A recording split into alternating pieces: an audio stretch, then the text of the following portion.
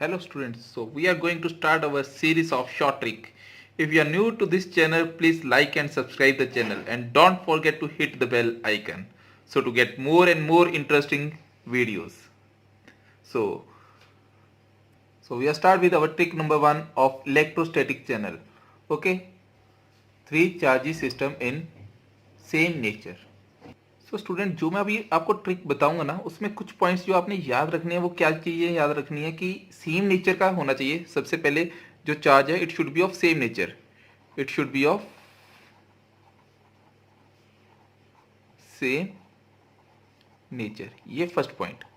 और दूसरा पॉइंट ये याद रखना है कि जो थर्ड चार्ज निकालना है, हमने जो थर्ड चार्ज निकालना है जिसपे नेट फोर्स 0 आ रही है, वो हमने यहाँ पे क्वेश्चन में जो गिवन होगा वो कहाँ पे गिवन होगा, वो थर्ड चार्ज मिड पॉइंट पे रखा हो।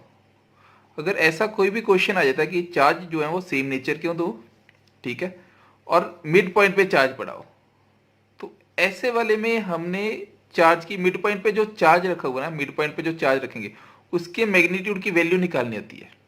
तो उसको निकालने का ट्रिक है ये स्टूडेंट्स, समझ रहे ना। तो देखिए कैसे करना है ये। तो स्टूडेंट्स यहाँ पे हमारे पास दो चार्जेस हैं, one charge is n q and the other charge is m q, समझ रहे ना स्टूडेंट। तो यहाँ पे देखिए charge at A is equal to n q, charge at B is equal to m q, समझ रहे।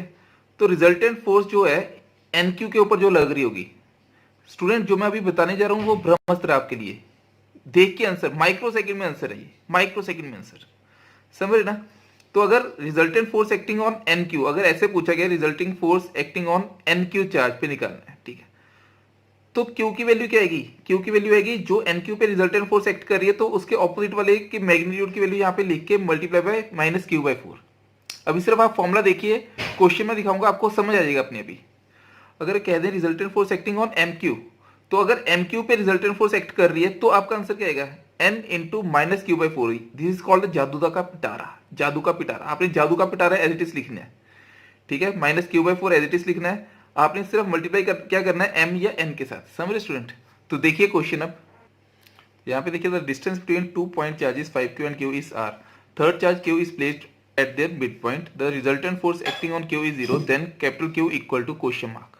अब ये क्वेश्चन मार्क आ गया स्टूडेंट यहाँ पे। तो स्टूडेंट आपने करना क्या, यहाँ पे देखिए, यहाँ पे देखिए जो ट्रिक में मैंने आपको बोला था कि क्या क्या पॉइंट चाहिए, एक तो मिड पॉइंट पे चार्ज रखना है, दूसरा तीनों का मैग्नीट्यूड जो है वो सेम होना चाहिए। अब यहाँ पे दो चार्जेस हैं, दोनों का नेचर सेम है, क्यू और क्यू है, ठीक है।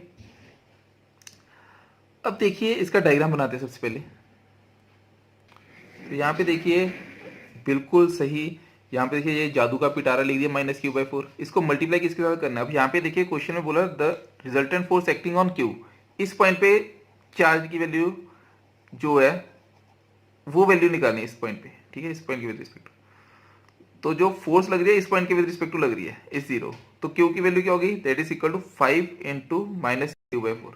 अगर मैं यहाँ पे क्वेश्चन पे कहता resultant force acting on 5Q, तो आपका आंसर क्या होता है, that is equal to 1 into minus q by 4, समझ रहे हैं।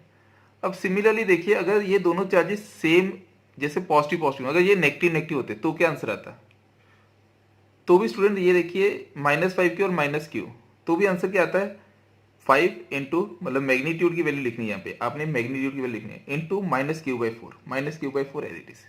तो स्टूडेंट ये बड़ा ही इजी है, क्वेश्चन देखा और आंसर आ गया, ये ऐसा क्वेश्चन है, समझ रहे। ये देखिए resultant force acting on this charge, तो आपका आंसर क्या, माइनस क्यू बाय 4 आपने एज इट इज लिखना है और मैग्नीट्यूड 5 के साथ मल्टीप्लाई कर देना है, समझ रहे। This is our trick number 1।